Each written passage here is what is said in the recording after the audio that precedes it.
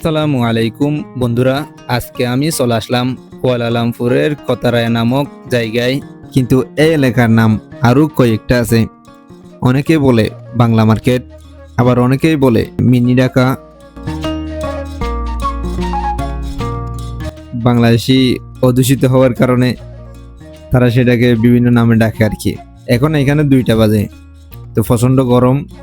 Train থেকে নামার পর আপনারা বুঝতে পারতেছেন পরিবেশটা।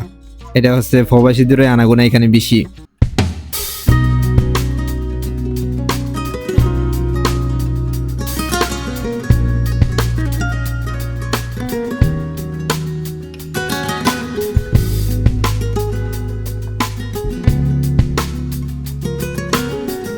দেখেন এখানে দৃশ্যটা কত সুন্দর লাগতেছে।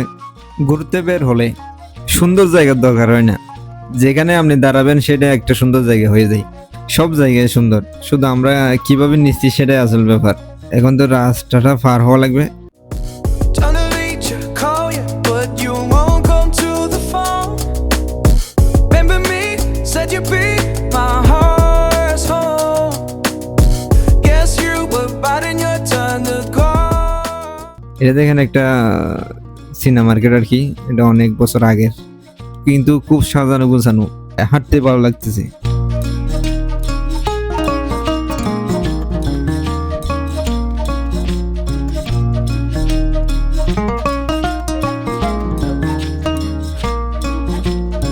ভাই তোমাকে তো ক্যামেরায় দেখা যাচ্ছে, বন্ধুদের উদ্দেশ্যে একটা হাই বলো। এ দেখেন ফুটপাতের দোকান আছে, কিন্তু তারা গুছিয়ে রাখে এখানে ফুটপাতগুলি আবার ভালো।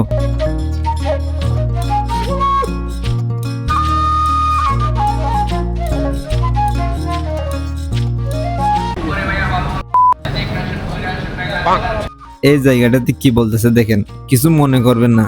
আমরা যে জাতি হিসেবে কতটা নিচে নেমে গেছি, আমাদের যে কতটা অধঃপতন হয়েছে, সেটা বোঝানোর জন্যই খালি এই মাইকিংটা রেকর্ড করছি আর কি। অন্যান্য দেশেও অশালীনতা আছে, কিন্তু অশালীনতার মধ্যে তাদের একটা শালীনতা আছে। আমাদের দেশের লোকগুলি তো সুযোগ পাইলে একেবারেই অ্যাডভান্স হয়ে যায়। তেমন একটা উদাহরণ।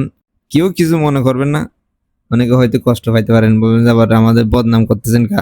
আমি আসলে বদনাম করার জন্য নয়, মানে আমরা জাতি হিসেবে কোথায় গিয়ে থেকেছি একটু আপনাদেরকে দেখানোর জন্য, জানানোর জন্য ভিডিওটা করেছি। আসলে যে বলতেছে সেও কিভাবে পারতেছে এ ধরনের বাক্য উচ্চারণ করতে। যাই হোক, আল্লাহ সবাইকে হেফাজত করুক, আমরা সামনের দিকে যাইতে থাকি।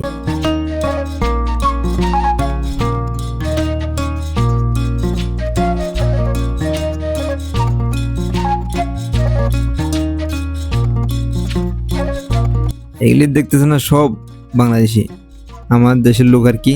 এখানে দেখেন মানুষ খেটে খেটে যাওয়া লাগতেছে, প্রচন্ড মানুষের ভিড় বন্ধুগণ। এই জায়গাটাতে পুরো বাংলাদেশের মতো লাগতেছে না?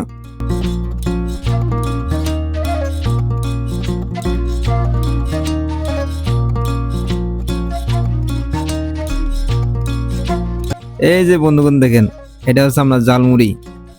জালমুড়ি তো আমি খাই না, খাইলে আপনাদেরকে খেয়ে দেখাইতাম আর কি। মালয়েশিয়া এসে পর্যন্ত জালমুড়ি খাওয়া যায়।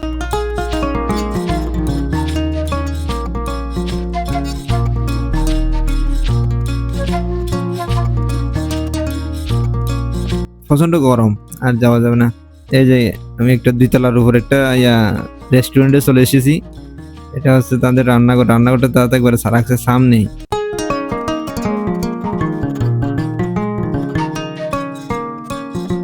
এইখানে দেখেন অনেকগুলি ফিটা, বিভিন্ন ধরনের ফিটা কিন্তু তারা এখানে রেখেছে বানিয়ে। এছাড়া মিষ্টি রাখছে বাইরে। এখানে তো আছে কতগুলি কেক মনে হয় এরা।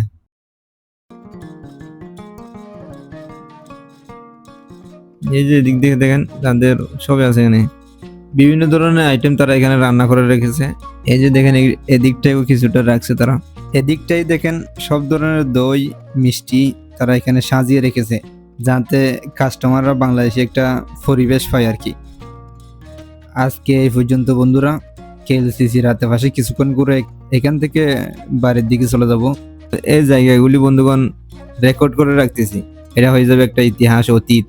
হয়তো আমি একদিন এখানে থাকবো না, দুনিয়াতে তো একদিন থাকবো না, কিন্তু স্মৃতিগুলি থেকে যাবে, সেই জন্যই রেকর্ড করে রাখা। টাওয়ার আর আকাশটা দেখেন বন্ধুরা কত চমৎকার লাগতেছে।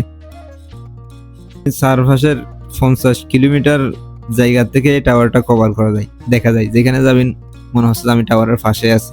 সেভাবে তারা এটাকে ব্র্যান্ডিং করেছে, আপনি আশেপাশের সারফাস থেকে এটা দেখতে পারবেন, দেখা যায় আর কি আপনি যেখানে যান আপনার এই পেট্রোনাস টুইন টাওয়ার। ধন্যবাদ বন্ধুগণ, দেখা হবে অন্য কোনো সময়।